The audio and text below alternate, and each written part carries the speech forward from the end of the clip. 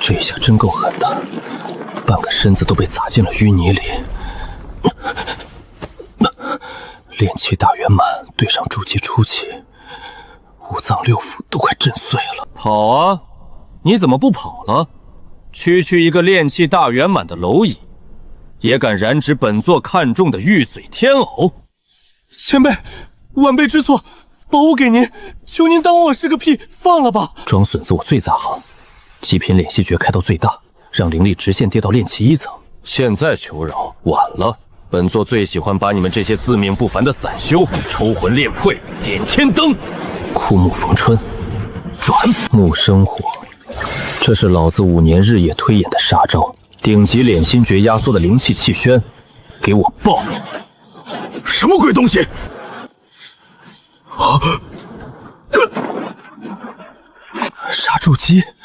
我一个炼气期的散修，居然真的越阶弄死了一个筑基初期的大高手！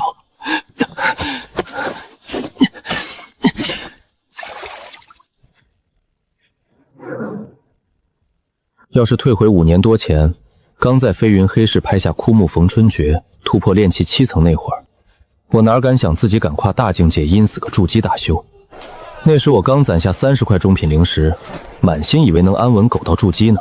谁知突破炼气7层的第2个月，南域出大事了。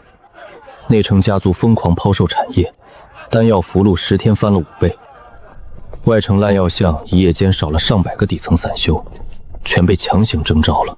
我用小城的枯木逢春诀装成木头，潜入听风阁偷听才知道，魔道血骨门联合叛宗，兵临城下了。最多3个月，刘城的散修全得去填魔修的万魂幡。听到这消息，我刚交的3年租金也不要了，新酿的灵酒也不管了，就一个字：跑。君子不立危墙之下，这可是我在青木宗种地时就刻在骨子里的生存法则。连夜挖出所有灵石废丹，把灰葫芦贴身藏好，用易容散和银针把自己弄成个半死不活的6旬老头，再砸10块中品灵石的天价，买了张去星陨群岛的非洲下等舱船票。那里没规矩，妖兽多，但资源最丰富。逃离飞云城那天，下着瓢泼大雨，我混在逃难的人堆里，拼死压住为炼气后期的灵力，伪装成炼气2层的废柴。姓名：修为，出城干什么？老朽孙二狗，炼气2层，飞云城待不下去了，想回乡下凡人地界等死。一个快入土的废柴，滚吧，别挡在城门口碍眼。走出城门10里地，那个青木宗的灵农，飞云城的散侠文武，就彻底死了。坐上破浪号飞舟，我这凡人嗨星之路才算真正开始。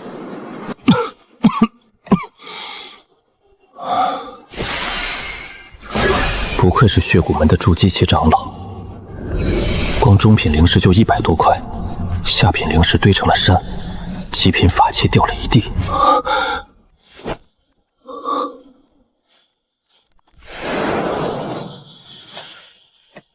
玉髓天眸，炼制筑基丹的3大主要之一，这就是我冒死进赤血秘境的唯一目的。有了它，加上这5年在星海收集的另外2味主药，我的筑基材料全凑齐了。只要把药材丢进灰葫芦催熟提纯，哪怕我是最废的5行伪灵根，老子也要用极品筑基丹硬砸开那道天门。我刚把那血袍老鬼的储物袋揣进兜里，还没来得及喘口气，天突然就变了。是谁敢杀我血骨门血云的真传长老？本座要将你抽魂炼魄，永坠血海！结丹期老怪，我头皮瞬间炸开了，吓得连头都不敢抬，直挺挺砸回了泥潭底。枯木逢春诀给我转到死，闭毛孔停心跳，血液也给我刹住。我倒要看看你这结丹期老怪能不能认出我这根烂木头。那老怪的神识就像生锈的锯子在我脑仁上刮，只要我有一丝恐惧，立马就得露相。足足憋了半个时辰，秘境法则排斥，那老怪物终于被挤出去了。差一点，我这110来斤肉就真交代在这儿了。此地不宜久留，划破衣服，抹点赤血藤的汁，伪装成重伤，这叫底层的求生之道。空间一转，浓浓的海腥味。这是星陨群岛外围的中转岛，到处都是法袍破碎的倒霉蛋，根本没人多看我这重伤散修一眼。花了2下品林子，挤上运矿石的破船，在星海里晃悠了3天，终于到了黑岩岛。星陨群岛的贫民窟，连空气里都是呛人的硫磺味儿。这里没有高阶灵脉，全是灵农和黑户，但对我来说，这是最完美的藏身洞。蛛丝没断，地下的警戒、迷幻、毒煞3个连环阵盘也没动静，安全。进门前先假设屋里藏了3个解修，这是星海保命铁律。终于活下来了。接下来，到了老子逆天改命的时候。不愧是筑基大修，这储物袋大得像间屋子，120块种灵石，2万多块下品的，连能在星海前行的穿波梭都有。但我现在对这些不感兴趣。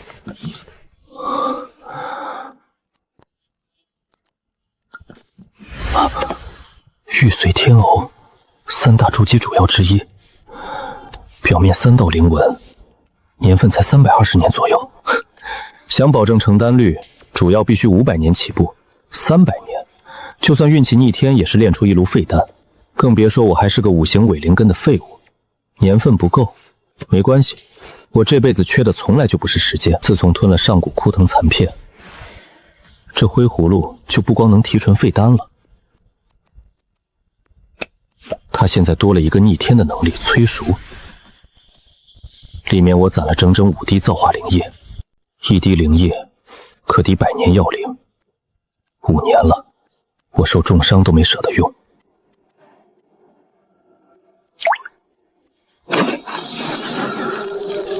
给我吸！500年药灵，这还不够稳妥，剩下的3滴全给我下去！700年药灵，拿去星海拍卖，能让金丹老怪倾家荡产的绝景天才地宝。毒药成了，600年的紫后花，我拼着后背被妖兽扯下肉才抢来的；600年的天灵果，弄死修仙家族嫡系抢的；3大主药，42味辅药，全部集齐。3000下品灵石定做的9岩龙纹鼎，换别人凑齐这套材料得像孙子一样去求炼丹大师，但我文武不需要。我不懂炼丹手法，我也控制不好药性融合。别人怕炸炉，怕神药变头渣，但我恰恰就是要让它变成贼渣。百日闭关，就此开始。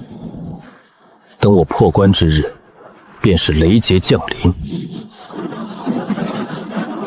龙腾星海之时。炼仙丹得要极品天赋和上百个印诀，还得懂药理。但我炼个废丹，那就简单粗暴了。600年的玉嘴天挠属水，紫后花带毒，天灵果纯火，我直接用控火诀把这3股相克的恐怖药料当面团一样死命揉在一起。要是有正统炼丹师在场，看我这么糟蹋600年的灵草，估计得气吐血。给我碎！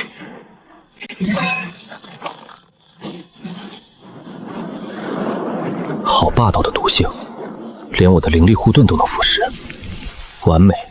3大主药和42味辅药的杂质火毒，全揉在这一块烂泥里了。万毒之王，终极废丹成了。接下来的几天，我什么都没干，只管把精气神调到最顶峰，因为我有预感，这次灰葫芦的提纯动静绝对小不了。5天后，月云之夜。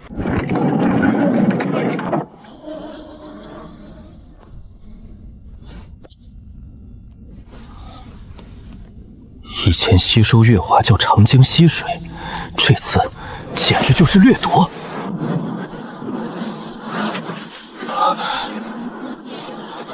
不好，动静太大了！我埋的3个隔绝阵法，连10个呼吸都没撑住，全炸了。这天地异象，绝对瞒不住。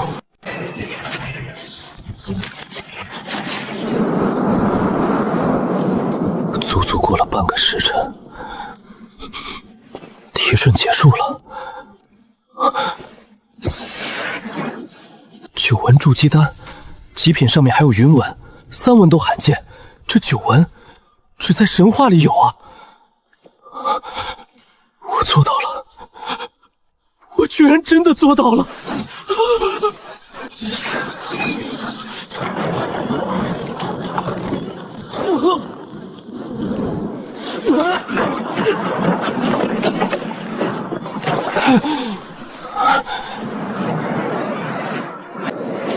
找你找得好苦啊，小老鼠！能杀我血云长老，还能抹掉血魔追魂印。本以为是个金丹同道，没想到竟是个炼气大圆满的蝼蚁。要不是刚才这冲天异象引发了血印的最后一丝共鸣，还真让你躲了。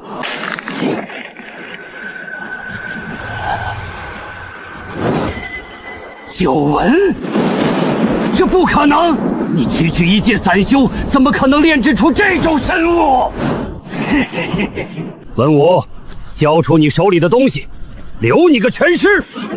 狂风、暴雨，3个筑基大型的绝杀局，我本来怕得发抖，但退无可退的时候，老子突然就不怕了。谁说这玩意儿是我练出来的？庶子，你敢！杀了他！连肉身带神魂一起炼化取丹，药料没散还有用。但我根本懒得看这些破铜烂铁，因为那颗9纹仙丹一落肚，我的世界就变了。这根本不是药，这是一颗在丹田炸开的太阳。经脉瞬间被撑爆，但600年玉髓天欧的恐怖生机，又用最霸道的方式把经脉重组、拓宽。天劫？这怎么可能？只有结丹才会降下雷劫，他一个炼气蝼蚁怎么会引来天劫？是那颗9纹仙丹，遭天妒忌！快退，别被天道雷劫锁定！退！你们今天谁也走不了！疯子，你不要命了？谁带着天劫往人堆里扎？困不住多久没关系，拖住你们一息就足够了。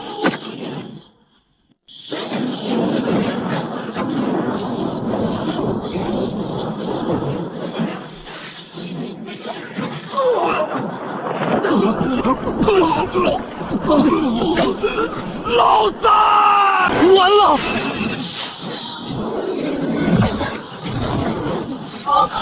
灰葫芦，他居然把劫雷卸下了7成，剩下的3成雷劫，加上9纹丹，那就是天道洗礼。5行伪灵根的最后一点杂质，给我碎！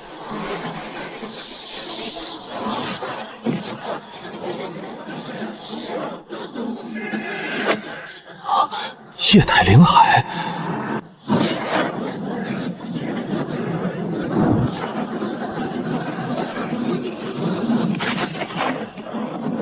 筑基期，老子终于跨过这道天堑了！寿元200载，神识扫10里。刚才是你们说要炼化我取丹。前辈饶命！晚了。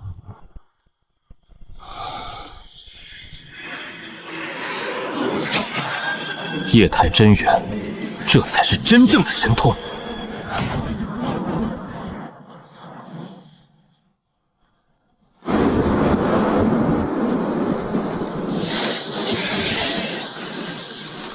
30年的凡人岁月，5年的生死蛰伏。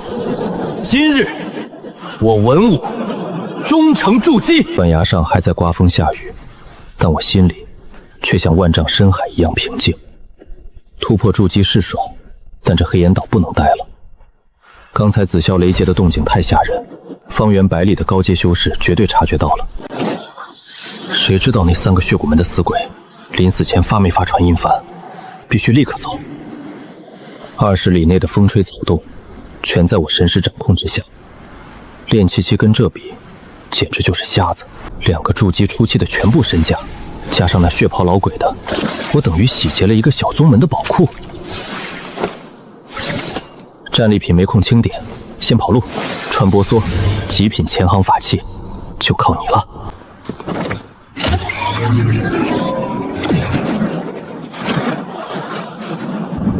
下钱，100丈、300丈、500丈，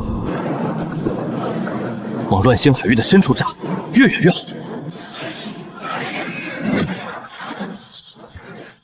就在我离开半个时辰后，血骨门的高层赶到了，但任凭他们怎么搜山刮海，也找不到我半点蛛丝马迹了。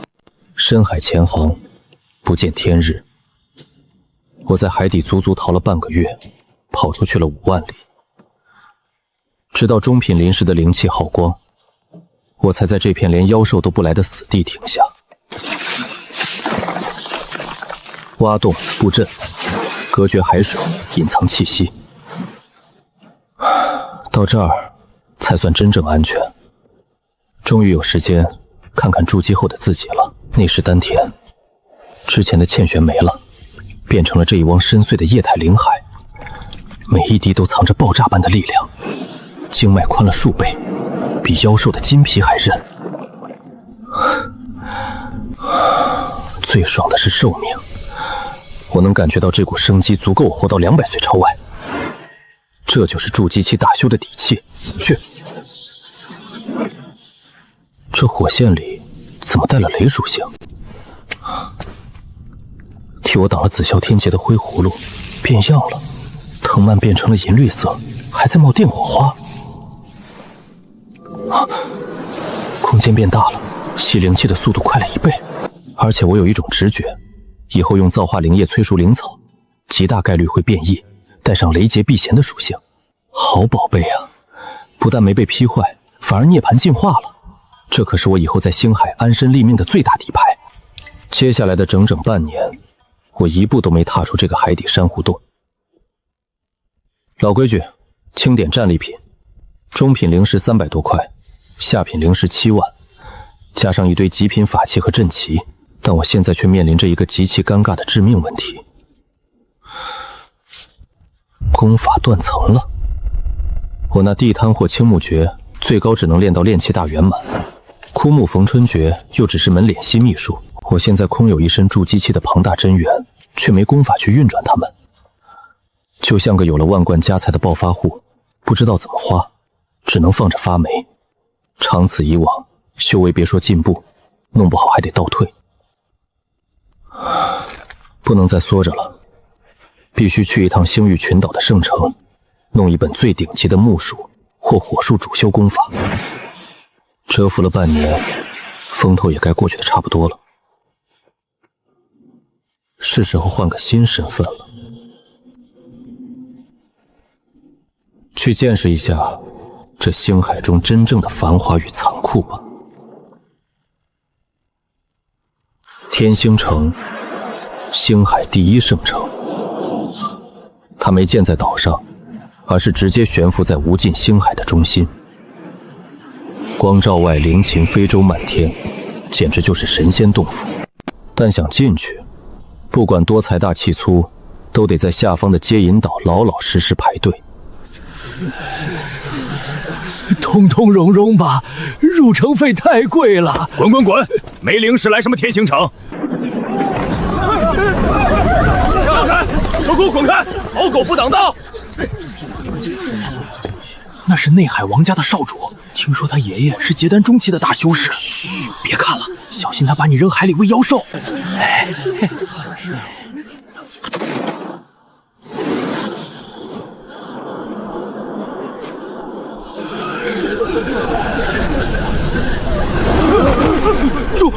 筑基期前辈，我连飞行法器都没集，就这么走下来。现在的我叫陆崖，一个40多岁的孤独剑修。前辈大驾光临，晚辈天星城外门执事给前辈请安。在修仙界，筑基期才算是真正挤进了上流圈子。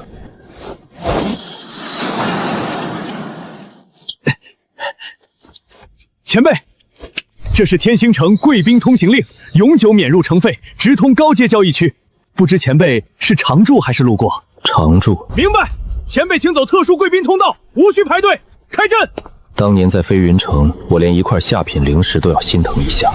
现在只要稍微露出一点修为，那些高高在上的规矩，全都会乖乖给我让路。内城的灵气浓得让人发指，不运功，灵气都顺着毛孔往里钻。这地方随便拽个掌柜出来，都是筑基期。陆前辈，你想租什么等级的洞府？皇级在山脚，每年100下品灵石。天字号在灵山之巅，带5阶大阵和地火室，但价格……天字号，最偏僻、最安静的一座。这是3年租金，不用找了。30块中品灵石，3000块下品。前辈稍等，晚辈立刻为您办理最高权限。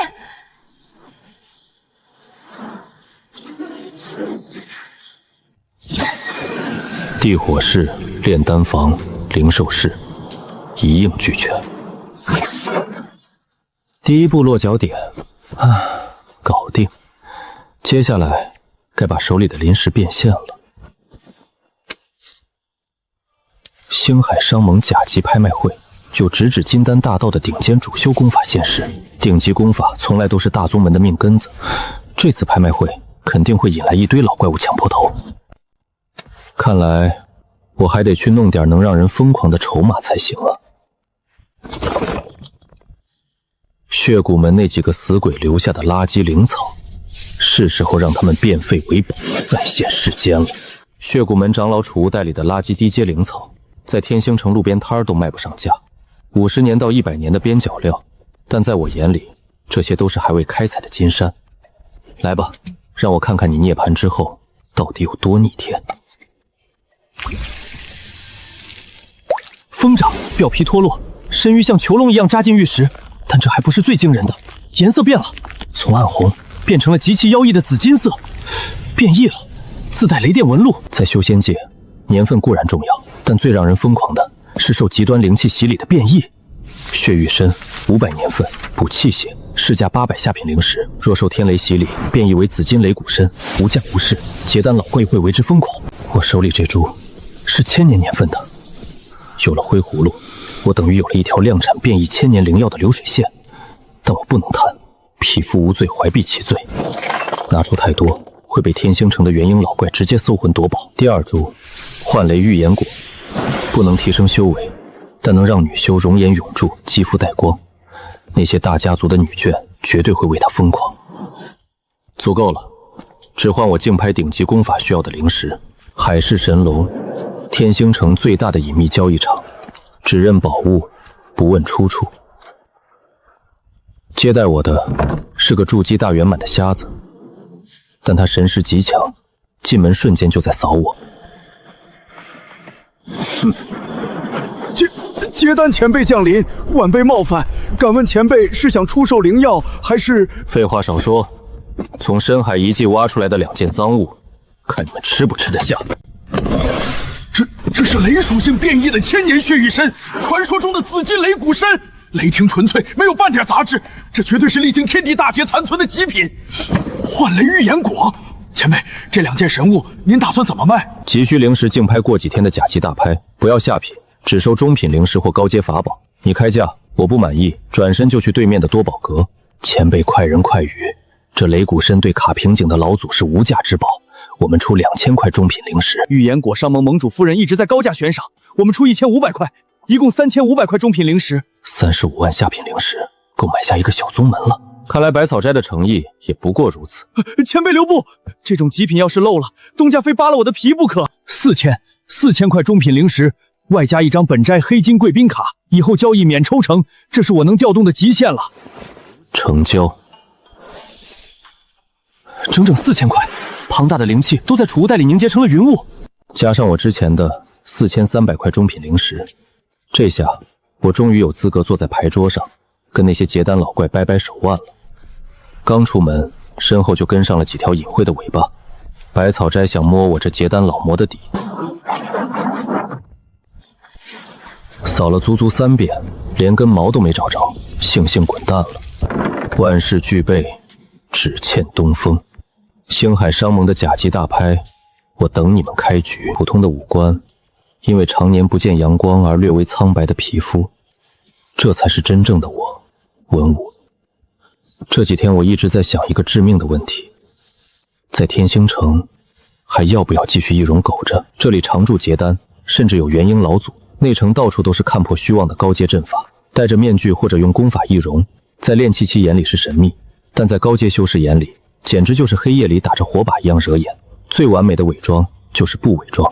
我是从南域逃难来的底层灵农，在星域群岛没人认识文武，我的真名和真容在这里就是一张彻头彻尾的白纸。既然已经踏入了筑基期，有了走在阳光下的资格，那就用真面目示人。一个坦坦荡荡毫无遮掩的初期散修，反而是最不会引人怀疑的。星海商盟甲级大拍，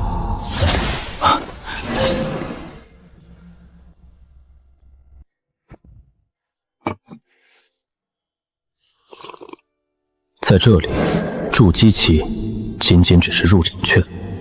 诸位同道，星海商盟甲级大拍现在开始。前半场全是法器、阵盘和丹药，不为所动。我怀里揣着4000多块中品灵石，只为了一部能直指金丹的主修功法。直到拍卖会进行到后半段，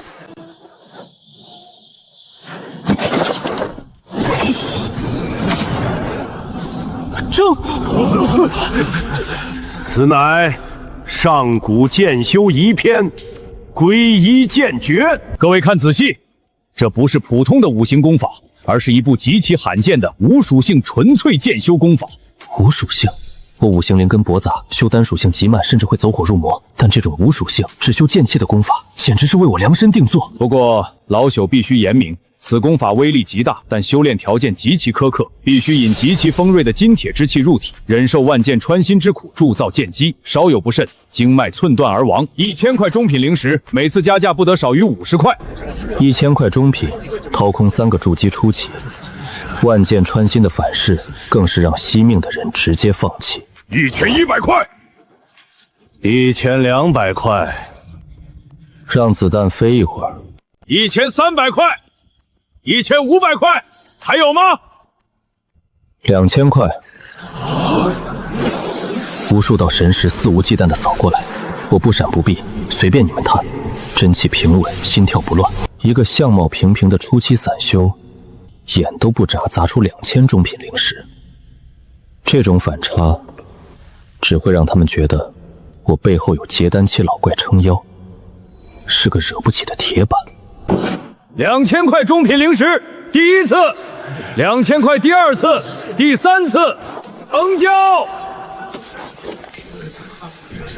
功法到手，我的筑基之路终于铺平了。回到洞府，我足足闭关了半个月，日夜参悟归一剑诀。这确实是一部霸道至极的功法，将人体经脉当作剑墙，灵力化为剑气。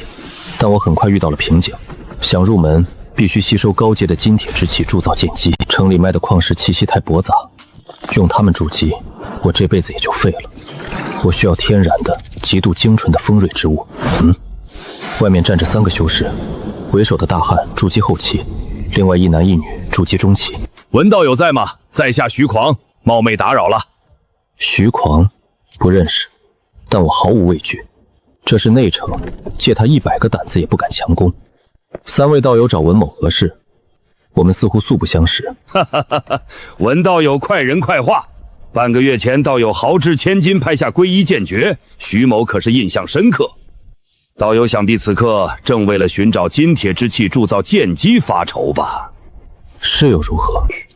文道友不必紧张，我们这次来是想送道友一场造化。实不相瞒，我们半年前在3万里外的深海宫壑中发现了一处上古遗迹，名为沉渊剑众。那里海底凝聚了大量的天然星辰剑髓，这东西用来铸造归一剑诀的剑机简直是绝配。星辰剑髓，百草录里记载的纯粹到极致的金属性至宝。既然有此等宝地，三位为何不自己去取？偏偏来找我一个素不相识的初期修士。这种天上掉馅饼的事儿，在修仙界就是催命的毒药。文道友有所不知，那入口被一座4象截流阵封锁。这阵法极其特殊，需要筑基前中后期4名修士同时注入灵力开启。我们独缺一名功底扎实的初期修士，普通初期灵力太虚，撑不住阵法抽湿。但道友在拍卖会上面对高阶威压面不改色，根基绝对扎实，滴水不漏，逻辑严密，还顺带捧了我一下。真的只是开阵，真进了一计，他们想捏死我就像捏死蚂蚁。在他们眼里，我是个工具，更是个随身带着2000中品灵石的移动宝库。不过那可是星辰剑髓啊，没它我3年5载都难以入门。即使我杀不了筑基后期的徐狂，但下副本杀人不需要自己动手。可以，不过事先说好，里面的星辰剑髓我要30%，其他的宝物各凭本事。爽快！文小弟果然是明白人。3天后清晨西港口会合，这3天老弟尽可去准备些避水和防御法器。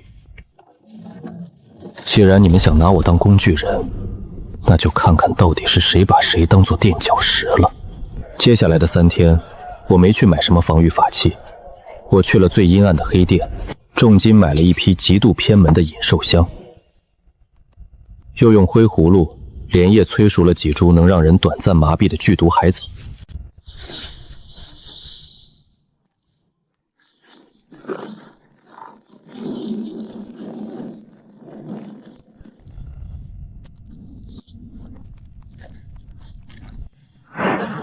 将其碾碎，淬在了我那10几张极品爆炸符箓上。下副本不带点脏东西，怎么对得起他们这番盛情邀请呢？深海3万里，光线已经彻底被黑暗吞噬。徐狂、柳娘，还有那个一直沉默的铁山，我坐在角落，将自己筑基初期的存在感降到了最低。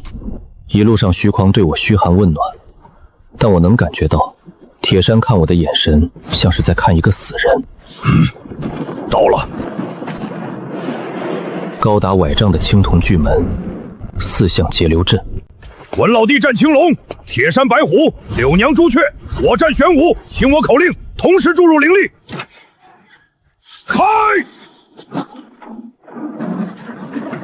一股极其凌厉的剑气从门缝喷出，好精纯的剑气，里面必定有星辰剑髓。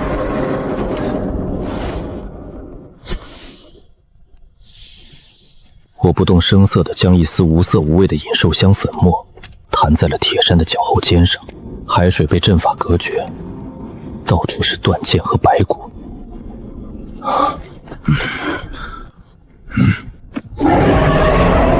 12阶后期的铁甲水系，相当于筑基中期，大家小心！我刻意压制灵力，完美扮演了一个攻击匮乏的筑基初期。文老弟退后，让我来！多谢徐大哥救命之恩，自家兄弟客气什么？但我心里一片冰寒。我分明看到他们交换了一个眼神。1个时辰后，星辰剑髓，但在祭坛前方盘踞着一条银角剑蟒。该死，情报没说这里有银角剑蟒。这气息半步假丹。短暂的死寂后，图穷匕现的时候到了。文老弟，这剑蟒视力差，靠嗅觉感知。我现在需要一个人去左侧全力攻击，引开他食息。铁山和柳娘已经封死了我的退路，只要说个不字，立刻动手。好，既然徐大哥发话，这诱饵自然是我来当。只求拿到剑髓后，别忘了小弟那份。算他识相。哼，可惜连3息都撑不住，准备抢剑髓。这不是攻击符，是我淬了剧毒海草的爆炸符。我没有把他们扔向妖兽，而是反手一甩。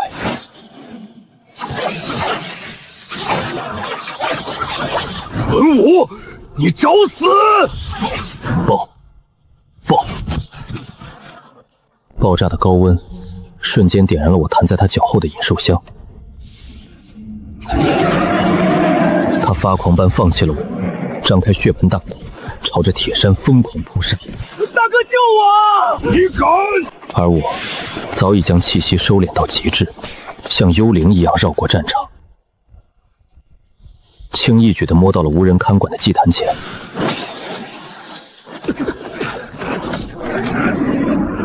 徐大哥，剑随小弟先收下了，你们慢慢玩。文武，我要杀了你！蓝光一闪，我彻底消失在了沉渊剑中。高阶水遁符，一息遁出上百里。我被随机传送到了一处阴暗的海底岩洞，这里水压极强，炼气期瞬间就会被压成肉泥。我立刻布下2套隐逸阵和1套预警阵盘。回想起那个徐狂，确实是老江湖，遇到假丹境第一反应是拿我填胃口。可惜啊，算计仁者，人恒乱之。星辰剑髓紧紧拿在手里，那股内敛的庚金锐气就刺得我掌心渗血。有了它，皈依剑技的第一步就有指望了。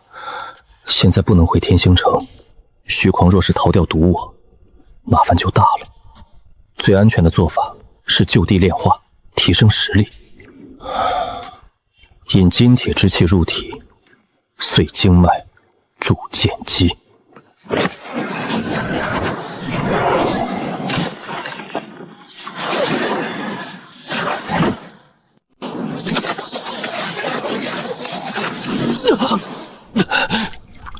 在入体的瞬间，我体会到了什么叫万箭穿心。这根本不是游走，是在切割。给我拧！但我低估了上古剑诀的霸道，它极其排斥我体内的伪灵根。如果任由它破坏，不出半炷香，我就会经脉寸断。既然你要破坏，那我就用更霸道的生机来重塑。500年份紫金雷骨参稀释的造化灵水，蕴含气血生机和霸道圣天劫雷霆之力。庞大的生机开始强行愈合经脉。更奇妙的是，天劫雷霆竟然是这星辰剑气的天生克星，它变得温顺了。好机会！成功了，一滴剑气成型。有了第一丝，接下来的过程就变成了痛苦与新生的无尽轮环。我在这里足足闭关了2个月，不眠不休，忍受千刀万剐，直到2个月后，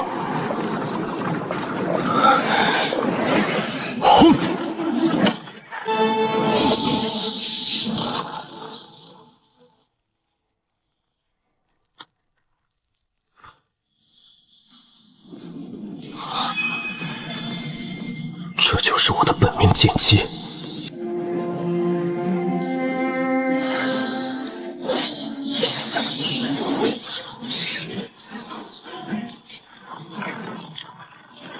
好恐怖的威力，没有前摇，瞬间激发。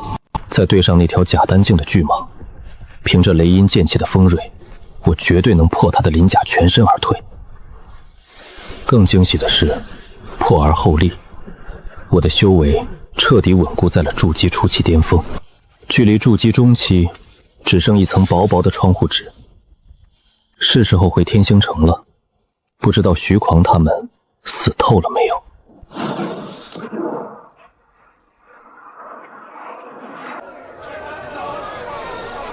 重返天星城，我没有立刻回内城，我去了外城的一家散修茶馆。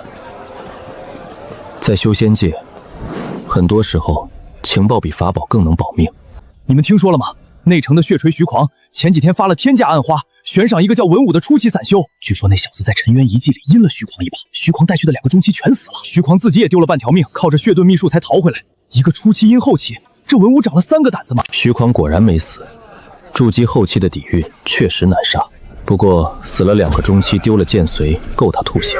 他发悬赏找我，显然猜到我躲回了天星城的规则庇护之下，想找我，那就让你找个够。我没有伪装，没有易容，仿佛在自家庭院散步般。这就是天星城的底气。城内，别说他一个筑基后期，就算是结丹老怪，也不敢在这里厮斗，否则天星商盟的执法卫队会教他怎么做人。看着那些眼线，我知道徐狂绝对会气得把桌子掀了。气归气，他拿我毫无办法。回到洞府，我开始盘算接下来的路。剑诀入门，实战暴涨，但修为卡在了初期巅峰。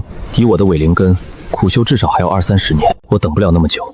我需要炼制碧水青莲丹，主要必须是300年份以上的碧水青莲。这种灵草只生长在极深的水眼深处，我不需要添加成品，容易引人注意。我只需要一颗莲子或者一株幼苗，剩下的交给他。2天后，我来到了内城大型商铺百草阁。温前辈，您可真会难为晚辈。碧水青莲的莲子，这东西一出世就被炼丹大师抢空了，本店确实缺货。不过前辈若真急需，晚辈倒有个门路。我赶时间。半个月后，天星商盟有支大型商队要去雾海海域的水眼采摘碧水青莲。商队管事是我表兄，正缺几名不惹事、战力扎实的筑基客卿。前辈若随行，不仅报酬丰厚，还能优先以成本价换取1颗莲子。您意下如何？出城，徐狂那老狗肯定在外面布下了天罗地网，但我乘坐的是天星商盟的巨型海船，借他10个胆子也不敢强攻官方船队。如果不去，突破计划就无限搁置。可以，帮我报名，我叫文武。记住，我只负责护航，其他乱七八糟的事我不掺和。前辈放心，我表兄最喜欢您这种守规矩的高手。走在回洞府的路上，我摸了摸怀里的灰葫芦。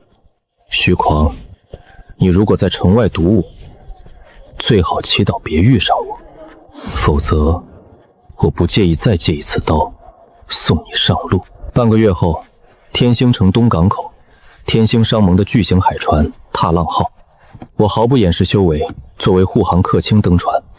哟，这位就是百草阁推荐的文老弟吧？在下孙富贵，这次航行的管事。孙管事客气了，拿钱办事而已。红姑筑基初期，铁手筑基中期。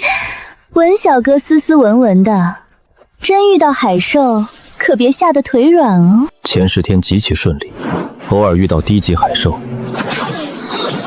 炼气期护卫用床弩就解决了。但我有个毛病，在陌生环境里，从来不相信表面的平静。每天深夜，我都会将神识压缩，悄无声息地覆盖整艘大船。直到第13天，船底货舱有一层微弱的隔音结界。我运转枯木逢春诀屏蔽气息，极其小心地探听。孙管事，路线偏了，这不是去雾海的航线。常规航线哪有油水？雇主传讯，让我们从枯骨礁绕道。枯骨礁，那是恶名昭彰的劫修老巢，你带10万灵石的货去送死？过主就是要用这批货做饵，调出枯骨礁的当家。真遇到劫修，红美和那个文武就是用来填命的炮灰。只要撑过一炷香，户主就会收网。事成之后，你我皆可分得2万灵石，还有1枚破阶丹。好，干了。不过那个文武太镇定，有点邪门。一个没背景的初期散修，等到了枯骨礁，我自有办法封死他的退路。拿我当炮灰，我没有兴趣管你们黑吃黑，但我上船是为了那颗莲子。既然你们想玩，我就陪你们玩到底。不越级杀人，不代表我不能把水搅浑。2天后清晨，全体戒备，进入雾海边缘，提防海兽。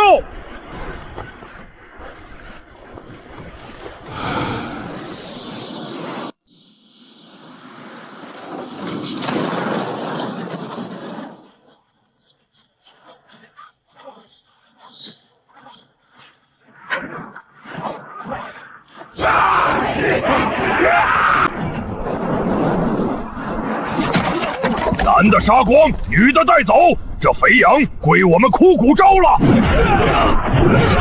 文老弟，红姑，随我迎敌，挡住那个使斧头的。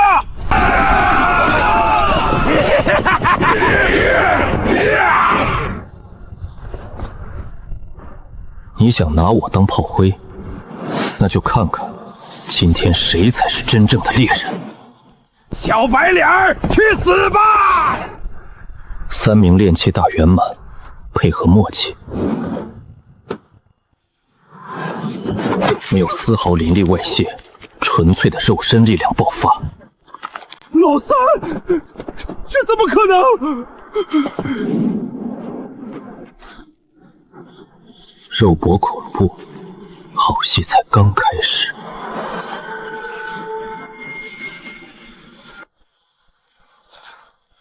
去。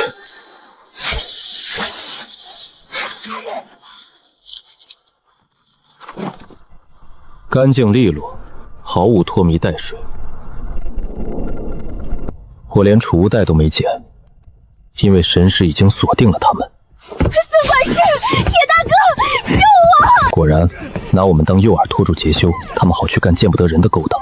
想去拿货，那也得问问我答不答应。下副本，大忌是跟大 boss 硬刚，趁乱摸鱼才是王道。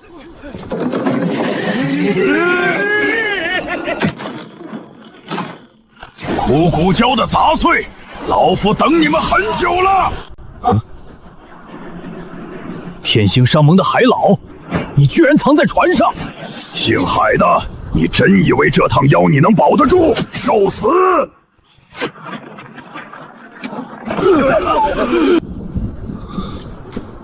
机会来了，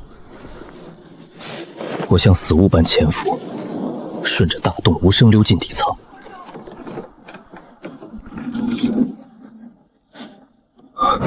黑色玉匣，高级封印，这就是海老亲自看守的东西。碧水青莲。什么人？放下东西！想要东西，去海里捞吧。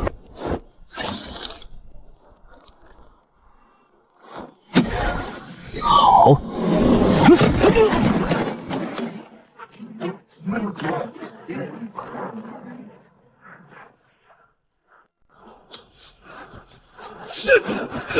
问我，你个疯子！在深海炸船底，对你们是绝路，对我是坦途。再会了，各位。海底的世界是无尽的黑暗与冰冷。高阶水遁符一口气遁出200里，灵力耗尽时，我已经身处没有一丝光线的深海海沟。我没有停下，祭出黑晶打造的穿梭梭钻了进去，这才松了口气。在保护下，我拿出了从商船上抢来的玉匣。碧水青莲的莲子，3颗足有100年年份的活体莲子，有灰葫芦催熟，再炼制成丹，突破筑基中期有了绝对把握。不过，这种灵物必须种在灵气浓郁、水流生生不息的海底水眼中。孙富贵说过，原定航线有一处大型水眼的密地，说明附近绝对有水眼。我将神识压缩成细线，开始了5天的地毯式搜索。这种极度消耗心神的搜索，我足足持续了5天。找到了，这是一个隐藏的天然溶洞。这口泉眼的灵气比天星城洞府还要浓郁3分，但在水眼旁趴着一只2阶中期巅峰妖兽深海金甲蟹，相当于筑基中期，而且这架甲堪比极品防御法器，除了眼睛和腹部几乎没有弱点。正面强攻，深海环境我讨不到好，但下副本刷怪什么时候需要靠蛮猎了。我退到狭窄的通道口，像个耐心的猎人开始布阵。50张1阶极品寒冰符，10张2阶下品土牢符，布置完毕，运转枯木逢春诀，彻底隐隙。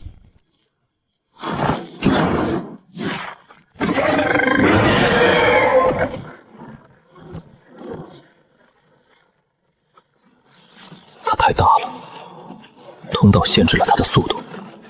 就是现在，起！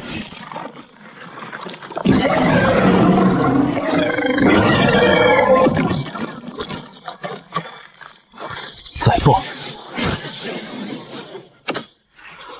极寒之气让他关节结冰，动作迟缓了足足3成。就在他迟缓的这一刹那，我没有去劈他坚不可摧的贝壳，而是顺着他露出的那一丝缝隙，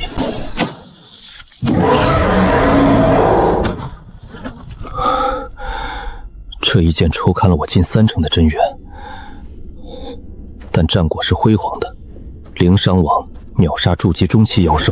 这就是修仙界法则，脑子加算计，永远比蛮干更致命。洞府有了，接下来就是我文武闭关种田，冲击筑基中期的时候了。水眼洞府内被我用阵法布置如同铜墙铁壁，我将3颗碧水清莲的莲子埋入了泉眼的灵壤之中。这里的灵气与活水是种植的绝佳之地，但我等不起它自然生长的数百年。每个月圆之夜，我都会浮上海面，让灰葫芦吸饱月华，凝聚出造化灵液后，我将其滴滴喂给泉眼中的莲子。时间在这深海的黑暗中失去了意义。半年后，水镜中长出的莲花和古籍记载的完全不同了。吸收了雷霆造化液，变异了。紫雷碧水莲，变异灵草药效恐怖，但这玩意儿炼出来的丹药，我这副身骨能扛得住吗？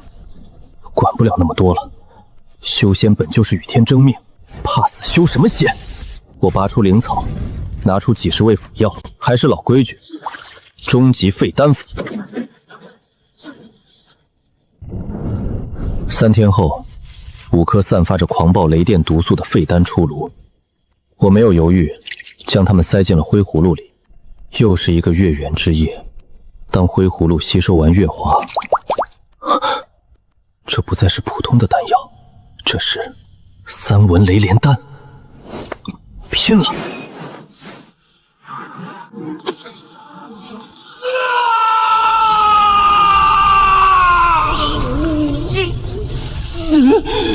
狂暴的紫色雷霆像无数柄微小铁锤，疯狂顿打我的血肉骨骼，痛苦比吸收星辰剑髓还要痛苦10倍，但我连哼都没有再哼一声。我疯狂运转归一剑诀，用水生木，用雷断金，丹田内的灵海开始以肉眼可见的速度扩张，直到扩张了足足5倍有余。阻挡我的境界壁垒，在这股雷海洪流面前轰然破碎。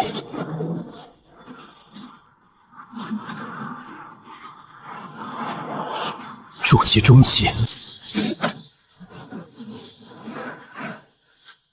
感受着体内奔腾不息的雄魂真元和那柄更凝实的雷音剑姬，我有一种错觉，现在的我一拳就能打败那头2阶中期精甲蟹的外壳。筑基中期了，短短2-3年，我从底层散修一跃成为星海的中坚力量，这速度足以让大宗门天才羞愧。但这都是我用命，用无数次算计，用葫芦硬生生拼出来的。有了剩下的极品丹药，巩固境界轻而易举。孙富贵、铁手，还有那个雇主血锤徐狂，你们拿我当炮灰。这笔账，我现在有资格回去跟你们慢慢算了。天星城内城，稳固了3个月的境界后，我推开了那扇石门，感受着体内奔涌的筑基中期真元，我的眼神一片冰冷。底牌永远要藏在别人看不见的地方，对外我依然是离开时的修为。我径直走向了内城最著名的情报黑市——听风阁。文前辈，您要打听的孙富贵和徐狂，最近可是风云人物啊。哦，细说。大半年前，商船遭遇枯骨蛟劫修，商盟长老海老与劫修同归于尽。海老果然死了，难怪孙富贵敢如此肆无忌惮。孙富贵奇迹生还，他倒打一耙，说商船被劫是因为出了内鬼，就是您。他说您炸船卷走极品宝物，商盟震怒通缉，血锤徐狂也在高价悬赏您。孙富贵和徐狂一拍即合，正布下天罗地网等您露面。知道了，好一个贼喊捉贼，借商盟的事来压我，那我就借力打力。我花重金买了一套2阶极品的都天困龙阵，莲子已经种了，但这玉匣上残留着天星商盟独家的封印暗记。莲子已经种下了，可这东西还能用，该让商盟的人也听听另一种说法了。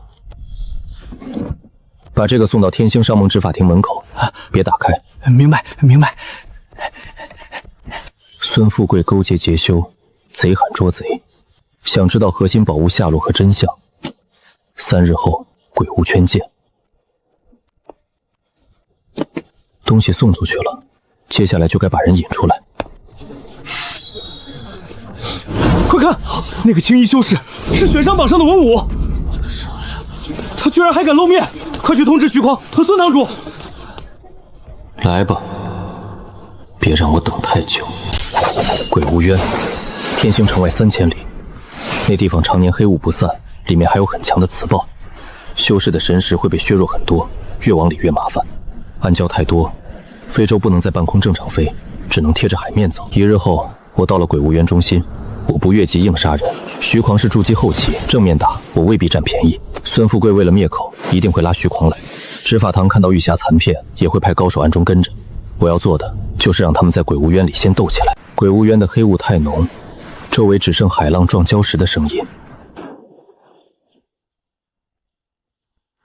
都天困龙阵已经藏进海底暗礁里了，只留一丝生门，够他们自己钻进来。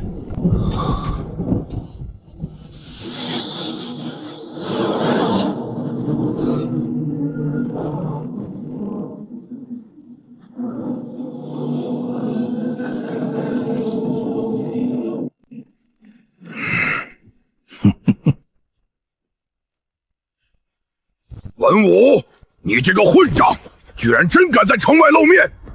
徐狂在沉渊剑球被假丹妖兽重创，养了大半年才恢复，星辰剑髓也落到了我手里，他当然恨我了。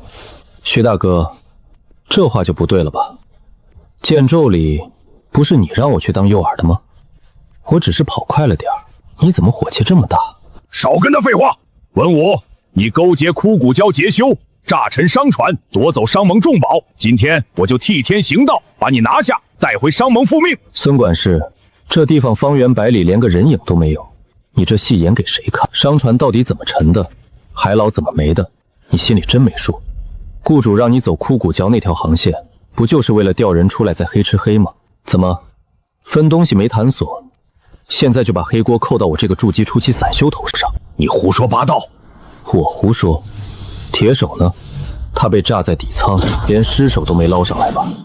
你想杀我灭口，盖住你勾结劫修，害死商盟长老的事，可惜你太急了。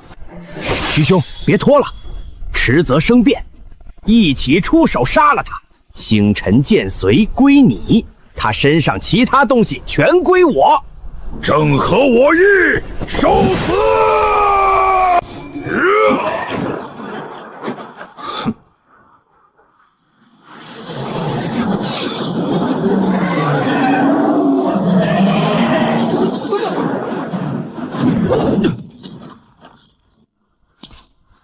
一个筑基后期，一个筑基中期，正面硬接不划算。起！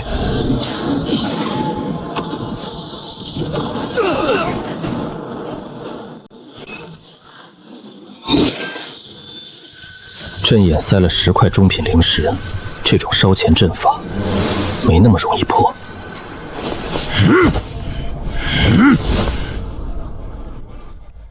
孙富贵，你这个吃里扒外的！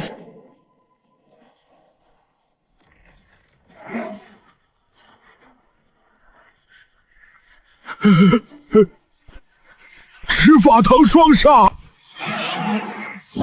来了，2个筑基后期巅峰，离结丹只差1步。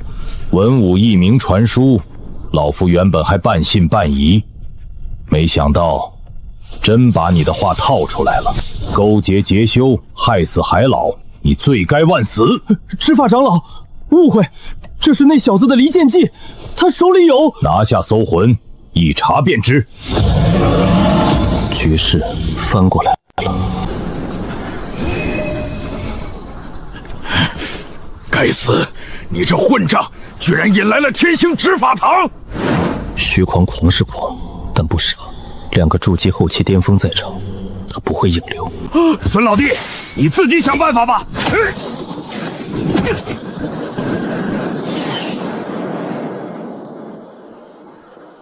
哼，想跑，留下。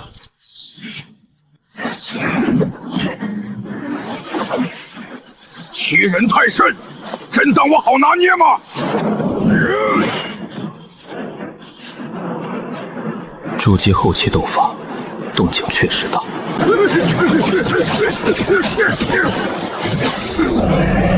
文武，你这个阴险小人，我死也不会放过你！藏了这么久，也该让他看清楚了。筑基中期，你什么时候突破的？大半年前，你明明还只是筑基初期。这个问题，你没机会知道了。阵开！我不越级硬拼，但同阶交手，我不打拖延战。啊！归一剑诀，雷音剑气。哎！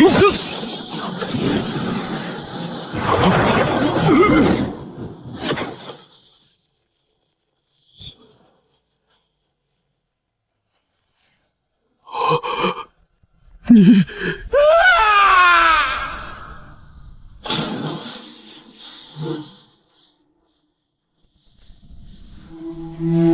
好霸道的剑气！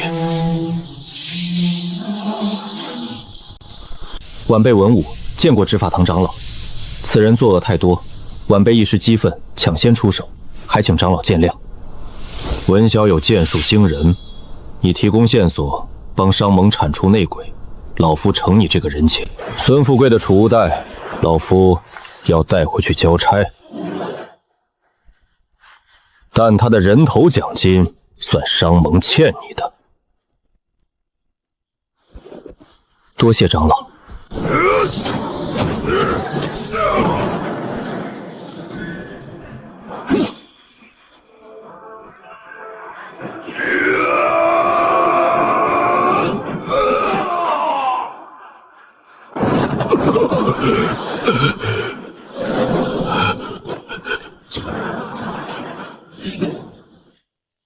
文小友，此人就是黑市悬赏你的徐狂吧？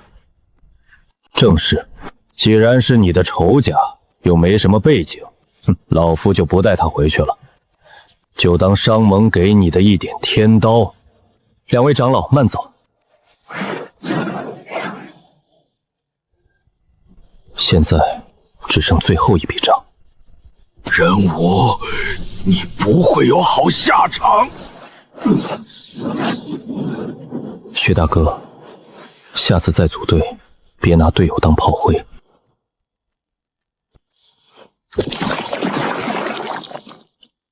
这笔仇算是了了。借天星商盟的刀，除掉筑基后期的敌人，还让商盟欠了我一个人情。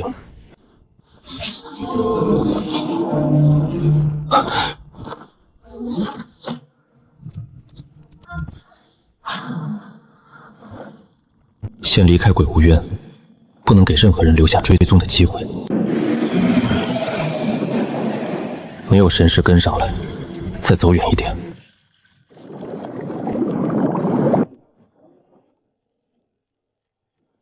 这里够偏，适合清点东西。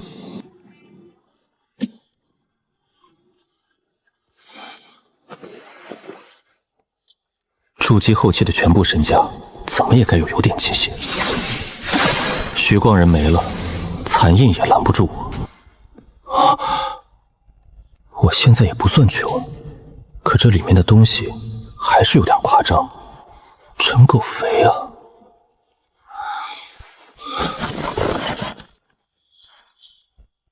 中品灵石1块、2块，足足320块。下品灵石也有几万块，但是这些就够我在天星城内城挥霍好几年。筑基期增进修为和疗伤的丹药不少，可惜火毒和血吸气太重。虚狂练邪功用的东西我用不上，只能卖掉。真正有意思的是这3样：染血遁法。虚狂敢横行天星城，靠的就是这门秘术。副作用虽大，但保命确实有独到之处，连执法长老的金光镜都差点没拦住。留作一张底牌。黑曜晶铁，极品法器甚至法宝雏形都用得上这种材料。虽然没有5行属性，但胜在坚硬。若能融入雷音剑姬，锋锐度还能再上一层。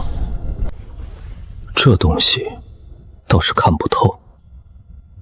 正面是刚字，背面是星图，没有灵力编动，却沉得不正常，连我的神识都无法穿透，还被虚狂用隔绝神识的玉盒单独装着，能被筑基后期修士贴身收藏，绝对不是凡物。算了，回天星城再找人打听。灵石归灵石，丹药待售，秘术材料和令牌单独封存。徐狂这一带收获足够让我实力再进一步。天星城我很快就回去。5天后，我大摇大摆地回到了天星城。是文武，那些盯着我的眼线倒是跑得干净。听说孙富贵那几个心腹全被公开处刑了，这位现在可不是悬赏犯，是商盟贵宾了。听说商盟的人还亲自去了他家里赔罪。从人人喊打到座上宾，不过几天而已。但我很清楚，他们敬的不是受害者，而是实力。一记雷音剑气，足够让很多人重新掂量我。在天星城，真正能换来尊重的，从来只有修为和杀力。前辈，这是商盟送来的贵宾令。另外，天字号洞府未来10年租金已经全免。有劳，这些好处可以收，但不能飘。真正该弄清楚的是这东西。打听黑市消息，还是换个身份稳妥。外城黑市鱼龙混杂，正适合打听闻不得光的东西。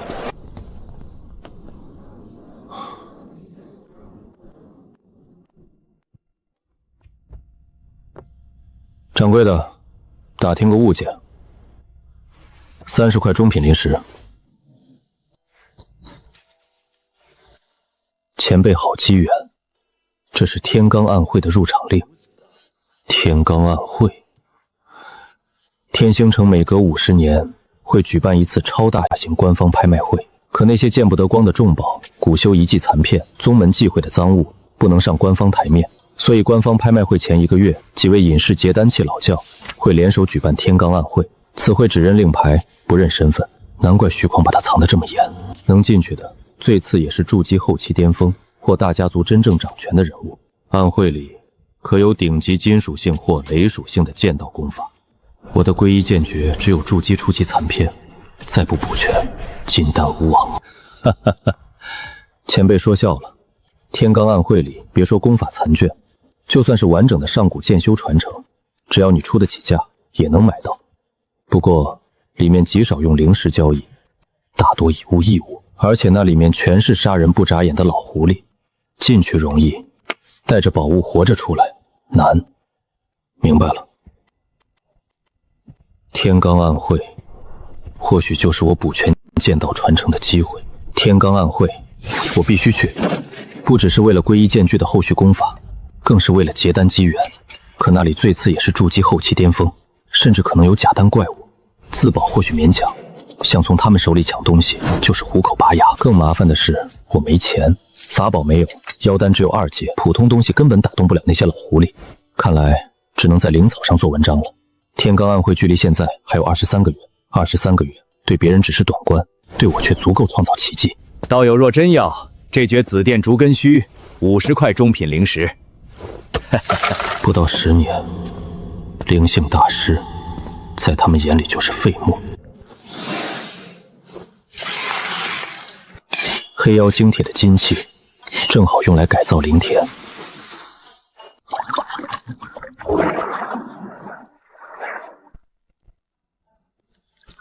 接下来就看你争不争气了。第1滴，第2滴，灵性开始恢复。年份越高，他的胃口越大。单靠造化灵液还不够，那就再加雷音剑气。一旦剑气失控，他就会被劈成灰烬。这是赌命，也是赌未来。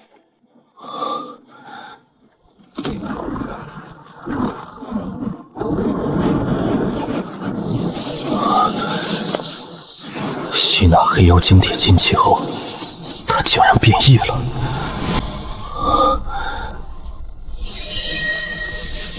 紫金雷音竹，1000年年份，金雷双属性天才地宝。别说筑基后期，就算结丹期剑修老怪，也会为他疯狂。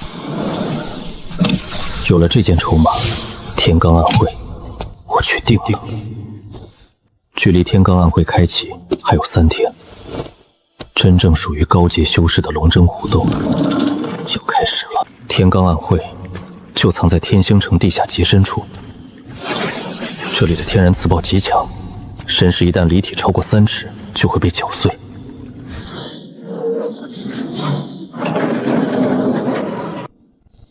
好大的手臂！已经来了30多人，神识被压制，可这些人的目光依旧让人不舒服，没有一个低于筑基后期，甚至还有结丹期老怪，足足3位。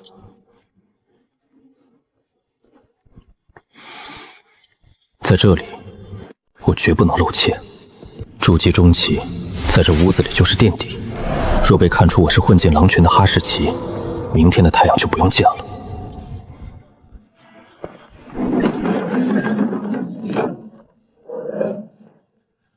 结丹中期，而且比前排那3人更强。承蒙诸位同道赏脸，这一届天罡暗会由老夫鬼搜主持，规矩照旧。老夫拿出宝物，各位叫价，灵石或以物易物皆可。价高者得，强买者杀无赦。好重的杀意！废话不多说，第1件拍品800年份血菩提，可延寿1甲子，并大大增强肉身气血，底价100块上品灵石或同等价值的保命法宝。上品灵石，第1件拍品的底价就秒杀了徐狂全部身家。第1件拍品上品灵石，起拍价我出极品防御法币玄武盾，外加30块上品灵石。我出700年份阴魂木1节，1件护身秘宝，3颗保命丹。血菩提虽好，对我却没意义。只要找到种子，年份灵药对我不是最缺的东西。我来这里，目标只有一个。上古残阵图1卷，疑似出自古修洞府。200上品灵石加1套5星阵旗。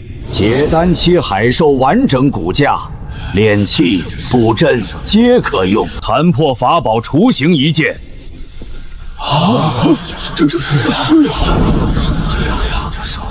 这些东西放到外界，足以引起血雨腥波，但不该出手的时候，绝不能乱动。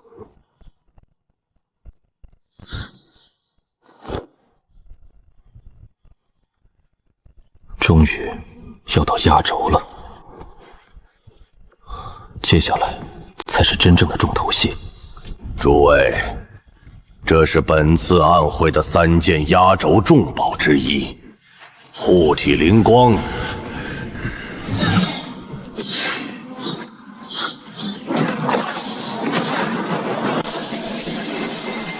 好强的剑气！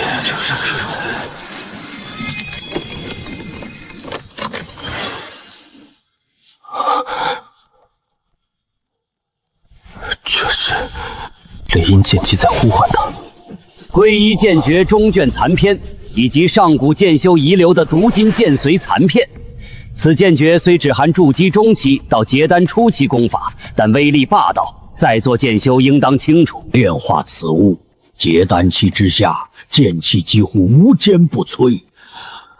这东西就是为我准备的。中卷补结丹功法，剑随助雷音剑姬彻底成型。此物不换灵石，卖家寿元将近，只要3样东西中的任意一样， 1000年份雷属性天地灵根，增加3成结丹几率的极品降尘丹，或延寿200年的天地奇珍。这3个条件，一个比一个变态。鬼叟前辈，这条件未免太苛刻了。老夫有500年份天雷果，外加200块上品灵石，可否通融？卖家说了，少1天年份都不行，没有就流拍。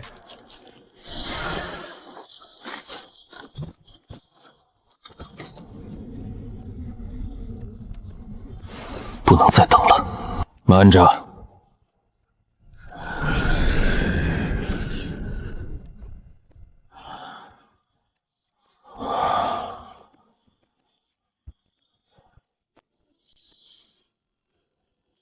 只维持1息也足够了。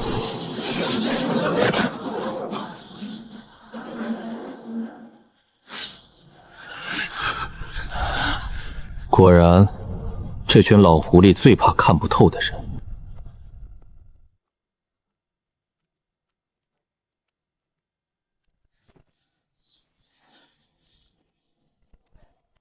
1节紫金雷音竹，年份1200年。什么？什么？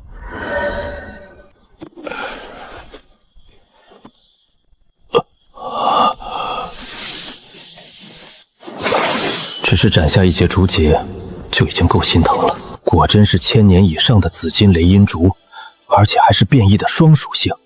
此物价值极高，换这半部残卷和1块残碎剑碎，您亏了。老夫可以做主，让卖家再补您500块上品灵石。哼，我时日无多，要那些破石头何用？换还是不换？换，立刻换！到手了，别露破绽。没人敢再用神识试探我了。能随手拿出1000年身份变异灵竹的老怪物，在这里就是不能招惹的。3个时辰后，暗会散场。鬼叟为了保护交应者的隐私，开启了12座随机传送阵。一阵强烈眩晕后，眼前景色骤然变了。咸腥的海风，这里已经离天星城足有500里。我没有立刻逃走，跟了我一路，既然到了这荒山野岭，阁下就不必藏头露尾了吧？好敏锐的灵觉，难怪敢在那群老怪物面前露富。正是暗会上那个想用天雷果交换剑诀的剑修，你在暗会里展露的那一瞬假丹威压，确实唬住了鬼叟那帮人，但你骗不了我。我主修的是水镜灵瞳，虽然不能透视你的伪装，但我能看穿你的骨灵和气血。你的真实骨灵绝对不超过40岁，一个40岁的修士，就算打娘胎里开始修炼，撑死也就筑基中期。你那威压是用妖弹取巧弄出来的吧？猜得挺准，可惜死人不需要知道真相。把你身上剩下的紫金雷音竹交出来，1节竹节就是1200年份，你手里绝对还有竹根，交出来，我给你留个全尸。否则怎样？找死！筑基后期巅峰剑修全力一击，威力确实恐怖。越级对战很难，但如果地形合适又做足准备，那就另当别论了。你既然修炼水属性功法，难道不知道水是可以导电的吗？都天困龙阵起！是吗？报！这座荒岛现在就是封闭水牢。皈依剑诀，转！狂暴紫雷，全给我进去！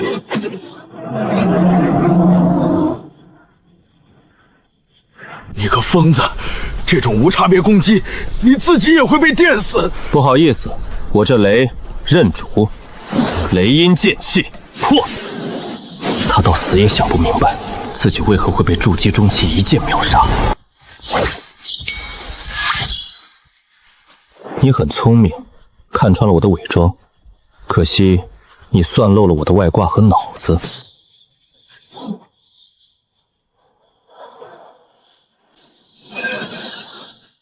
天星城该回去接单了。